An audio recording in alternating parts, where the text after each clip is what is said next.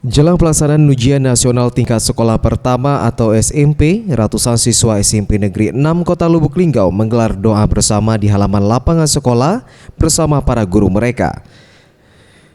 Kegiatan ini diikuti ratusan siswa-siswi SMP Negeri 6 Kota Lubuk Linggau yang akan mengikuti ujian nasional pada 9 Mei 2016.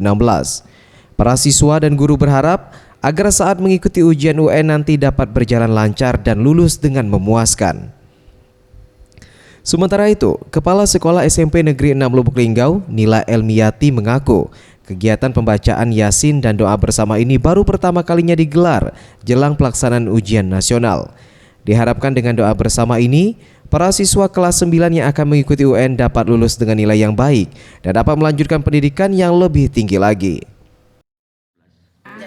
Jadi supaya kita minta perlindungan Tuhan, anak-anak kami belajar bisa menjawabnya dengan lancar, kemudian kesehatannya terjaga, supaya hasil yang didapat itu lebih maksimal, supaya dapat meningkatkan ke jenjang yang lebih tinggi, jangan ada hambatan.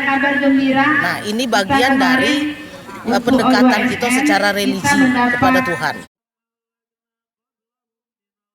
Semoga bisa lancar ngerjain soal ujian nasionalnya, bisa lulus 100% dan bisa masuk ke sekolah favorit.